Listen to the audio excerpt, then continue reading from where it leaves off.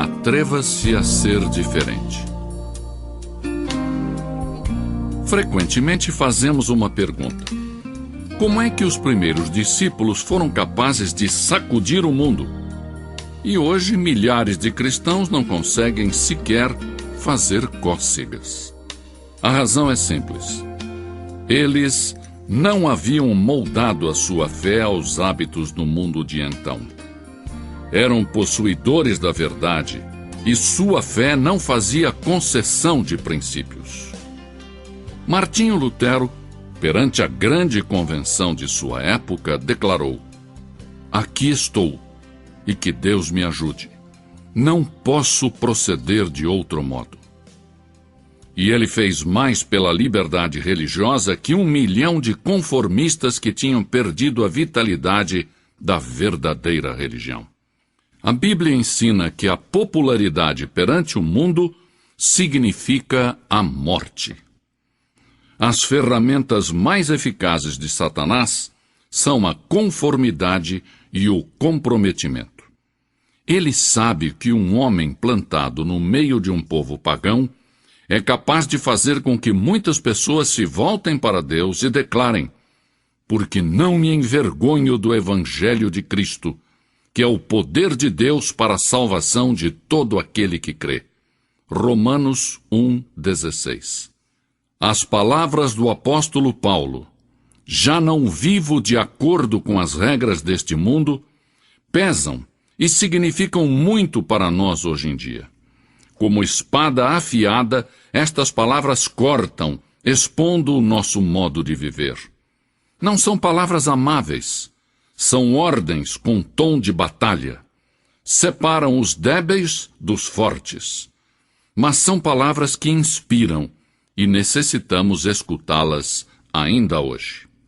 Primeiro, não moldemos nossas mentes segundo este mundo, de acordo com a sua propaganda, a sua conversação, a sua filosofia. O mundo executa uma gigantesca tarefa de lavagem cerebral. Às vezes consciente, às vezes inconscientemente, o cristão vive assediado por publicidade secular e mundana. Anúncios que proclamam que o homem elegante prefere tal marca de uísque, dando a entender que os que não bebem uísque não são pessoas de bom gosto. Muitos espetáculos, inclusive no domingo, são dirigidos a quem tem sede de violência, sexo e desrespeito à lei. Parece que um cérebro poderoso e diabólico rege os assuntos deste mundo, e que o seu objetivo principal é lavar o cérebro dos crentes para que se amoldem a este mundo. As coisas do mundo ameaçam contaminar a corrente de pensamento cristão.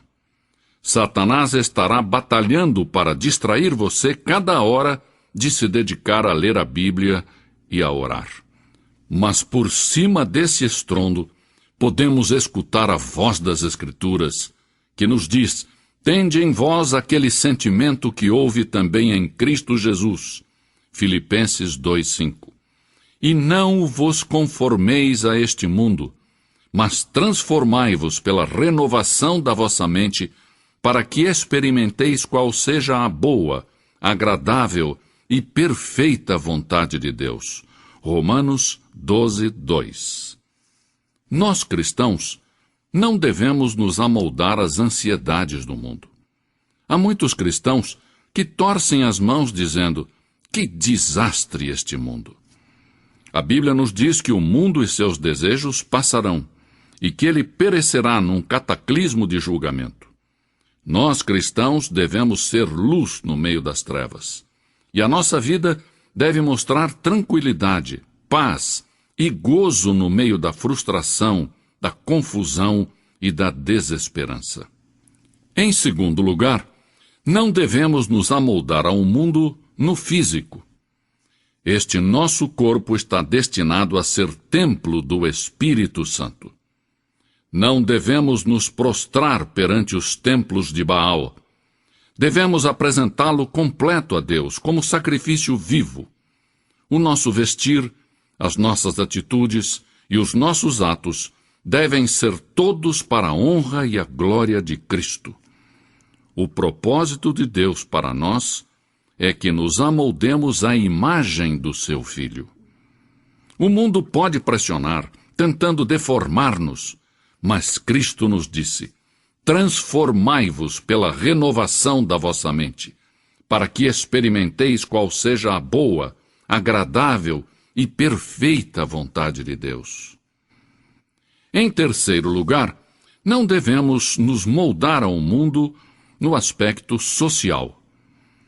O mundo tenta nos absorver, metendo-nos em sua sociedade secular e moldando-nos à sua imagem mundana. Mas Cristo nos estimula a não nos ajustarmos a esses critérios. Disse sobre os que creem nele: eles não são do mundo, assim como eu não sou do mundo. João 17:16. Uma grande parte da nossa conversação é mundana e não espiritual. É fácil copiar os hábitos do mundo e passar as noites falando de política, de esportes, modelos de automóveis ou espetáculos da moda. Muitas vezes, esquecemos que acerca da santa conversação devemos edificar-nos uns aos outros e que devemos ocupar-nos das coisas celestiais e não exclusivamente das terrestres. É certo que Jesus comeu com publicanos e pecadores, mas ele não se deixou ser absorvido e moldado pelo grupo. Ao contrário, ele aproveitou cada oportunidade para apresentar a verdade espiritual e levar as almas da morte para a vida. Os nossos contatos sociais devem ser não apenas agradáveis, mas também úteis, como oportunidades para compartilhar a nossa fé com aqueles que ainda não conhecem a Cristo de perto. Em quarto e último lugar, não devemos nos moldar ao mundo quanto ao aspecto espiritual.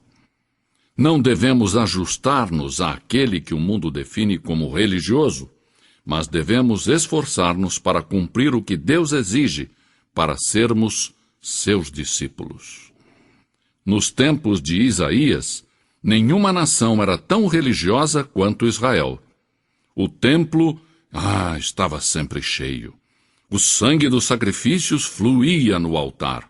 O povo observava estritamente as festas religiosas, e na casa de Deus ressoavam as orações. Mas o culto de Israel carecia de profundidade, de devoção genuína. A nação estava deteriorando a moral, apesar de que as multidões enchiam o templo. Pela boca de Isaías, Deus então disse: não continueis a trazer ofertas vãs.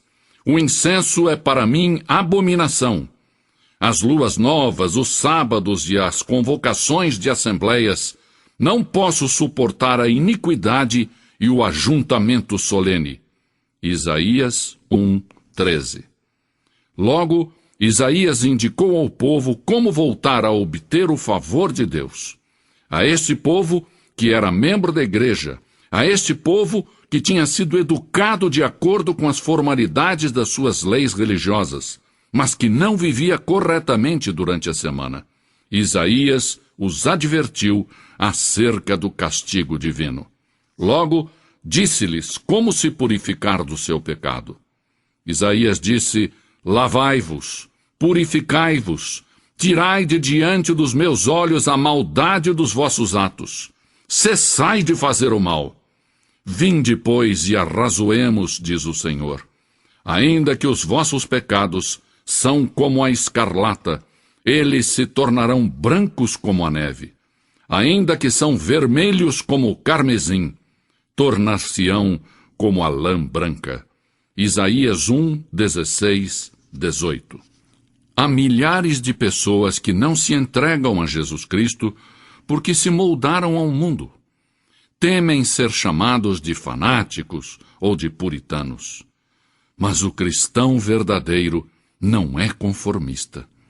Assim, apelo aos cristãos de todas as partes que se tornem seguidores fiéis de Jesus Cristo, que não se amoldem ao mundo, mas antes dia após dia,